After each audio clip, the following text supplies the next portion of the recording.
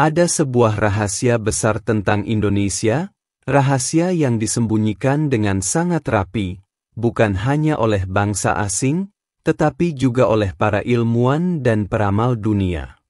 Jika rahasia ini terbongkar, nasib bangsa Indonesia akan berubah drastis. Rakyat akan hidup sejahtera tanpa hutang, tidak dijajah, dan menjadi kaya raya dari bumi sendiri.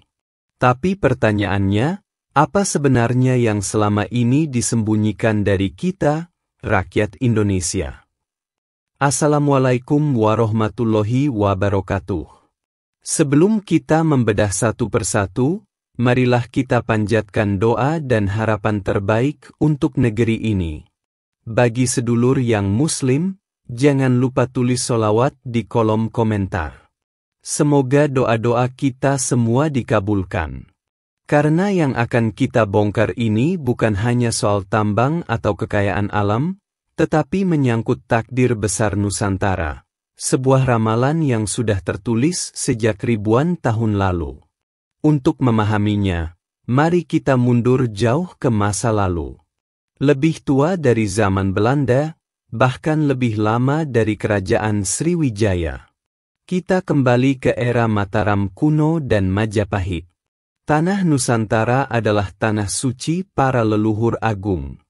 Pada abad ke-8, Kerajaan Mataram telah membangun Candi Borobudur, mahakarya spiritual dan teknologi yang hingga kini belum sepenuhnya mampu dijelaskan para ilmuwan. Di abad ke-13 hingga ke-15, Majapahit menjadi salah satu kerajaan terbesar di Asia Tenggara, dengan wilayah kekuasaan yang membentang dari Thailand Selatan, seluruh kepulauan Indonesia, Malaysia, hingga sebagian Filipina. Mereka memiliki sistem perdagangan, pertanian, militer, dan pemerintahan yang maju. Prajurit Majapahit dikenal sebagai senopati tanpa tanding, kesatria yang tak terkalahkan. Namun, kejatuhan mereka bukan karena perang, melainkan pengkhianatan, adu domba, dan perebutan kekuasaan internal, pola yang terus berulang hingga hari ini. Leluhur kita tidak hanya membangun peradaban fisik, tetapi juga membangun peradaban batin. Dari Borobudur, Prambanan, Gunung Lawu, Gunung Penanggungan, hingga situs Gunung Padang di Jawa Barat, semua merupakan titik-titik spiritual yang menjadi pusat energi alam Nusantara. Mereka memiliki ilmu kejawen, kebatinan, dan kasepuhan yang mengajarkan keseimbangan kosmos dan tugas manusia menjaga harmoni semesta. Salah satu tokoh leluhur besar adalah Prabu Jayabaya, Raja Kediri abad ke-12. Dalam ramalannya, Jayabaya menyebut bahwa akan datang zaman kalabendu, penuh penderitaan dan kehancuran.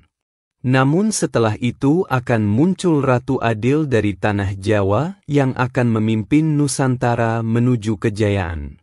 Ramalan ini sangat detail, bahkan mencakup penjajahan Belanda, Jepang, hingga kemerdekaan Indonesia. Kini, kita diyakini telah berada di ujung zaman kalabendu, di ambang kebangkitan Nusantara. Lalu mengapa rahasia ini disembunyikan? Jawabannya sederhana. Banyak kekuatan asing tidak ingin Indonesia menjadi negara besar. Mereka tahu, jika Indonesia sadar akan potensi ilmiah dan spiritualnya, dunia akan berubah. Indonesia akan menjadi poros kekuatan dunia.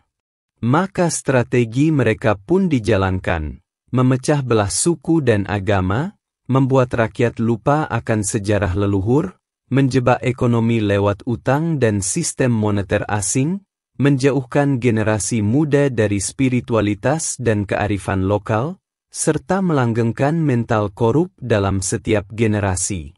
Indonesia memang tak lagi dijajah secara fisik, namun kini dijajah melalui informasi, teknologi, dan ekonomi. Kita diajarkan untuk merasa rendah diri, seolah Indonesia tak bisa maju tanpa bantuan asing. Padahal kenyataannya, Dunia yang membutuhkan Indonesia. Seperti sering disampaikan oleh Pak Prabowo dalam pidato-pidatonya, meski ada yang menganggap omong kosong, kenyataannya Indonesia memiliki potensi besar. Dalam spiritualitas Jawa dikenal istilah Satrio Piningit, bukan sekadar tokoh politik, tapi sosok pilihan semesta. Ia muncul bukan untuk berkuasa, tetapi untuk menjaga tanah air dari kehancuran. Leluhur Nusantara tidak mati, mereka hanya pindah alam dan menjaga dari balik tirai dimensi. Mereka telah memilih satu jiwa terpilih, yang berasal dari Jawa Barat. Ia bukan jenderal, bukan tokoh haus kekuasaan, melainkan seorang yang dikelilingi spiritualis, pewaris ilmu leluhur, dan pejuang kesadaran. Pergerakannya dimulai dari tanah Pasundan dan akan meluas ke seluruh Nusantara. Tugasnya, membangkitkan kesadaran rakyat, menyambungkan ilmu leluhur dengan generasi muda, merebut kembali kekayaan negeri, dan membangkitkan ekonomi rakyat dari desa ke kota. Ia tidak sendiri. Di setiap daerah, para pewaris energi leluhur telah bersiap, dari Bali, Kalimantan, Sulawesi, Papua, hingga Sumatera. Semuanya akan bangkit ketika waktunya tiba. Lantas, apa rahasia besar itu? Rahasianya sederhana tapi dijaga ketat. Indonesia tidak butuh utang untuk menjadi negara kaya. Yang kita butuhkan adalah 1. Kembali ke sistem ekonomi kerakyatan, koperasi, pasar tradisional, dan produksi dalam negeri.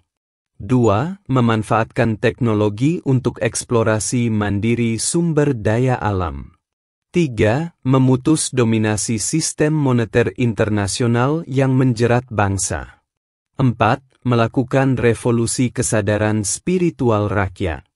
Jika 4 hal ini dijalankan, Indonesia akan makmur dalam waktu singkat. Petani akan sejahtera, nelayan terbebas dari tengkulak, dan anak muda menjadi inovator, bukan buruh digital asing. Proses ini sudah dimulai, perlahan namun pasti. Tahukah Anda bahwa para ilmuwan dan spiritualis dunia telah mengetahui rahasia ini? Pada 1970-an, ilmuwan Jerman pernah meneliti struktur bawah tanah Gunung Padang. Hasilnya mengejutkan dunia. Struktur tersebut diperkirakan berusia lebih dari 10.000 tahun, lebih tua dari piramida Giza. Tapi hasil itu tak dipublikasikan secara luas, sebab jika diketahui dunia, maka sejarah harus ditulis ulang. Indonesia bukan pinggiran peradaban, melainkan pusatnya. Peramal dunia seperti Baba Vanga dan Nostradamus pun menyebut akan muncul kekuatan dari timur pada abad ke-21. Kekuatan ini akan membawa kedamaian, spiritualitas, dan tatanan dunia baru. Meski tak menyebut nama negara, secara geografis dan geopolitik semua mengarah pada satu tempat, Nusantara, Indonesia. Jika kekuatan ilmu, spiritualitas, kesadaran rakyat, dan energi leluhur bersatu, maka Indonesia akan memasuki era keemasan kedua. Zaman ini disebut zaman Kalasuba dalam naskah-naskah kuno, masa ketika rakyat hidup tenteram, alam subur, keadilan tegak, dan pemimpin bukan hanya cerdas, tapi juga suci hatinya. Kita akan menjadi bangsa yang tidak ditakuti, tapi dihormati. Bukan karena senjata, melainkan karena kebijaksanaan dan kearifan lokal yang menyinari dunia. Indonesia bukan sekadar tanah air, melainkan pusat peradaban yang telah lama disembunyikan dari kesadaran dunia dan bahkan bangsanya sendiri. Rahasia besar yang tersimpan bukan hanya tentang kekayaan alam, tetapi tentang energi spiritual, warisan leluhur, dan potensi bangsa yang luar biasa. Selama berabad-abad, Strategi sistematis dilakukan untuk menjauhkan rakyat dari sejarah, spiritualitas, dan kekuatan sejati mereka, melalui adu domba, utang, sistem ekonomi global, dan pelemahan jati diri bangsa. Namun kini, kebangkitan itu mulai terasa. Di balik layar, telah bergerak jiwa-jiwa terpilih, para pewaris energi leluhur dari seluruh Nusantara, yang bersiap menyambut datangnya era baru, zaman Kalasuba. Zaman ini bukan sekadar impian, melainkan takdir yang mulai terwujud.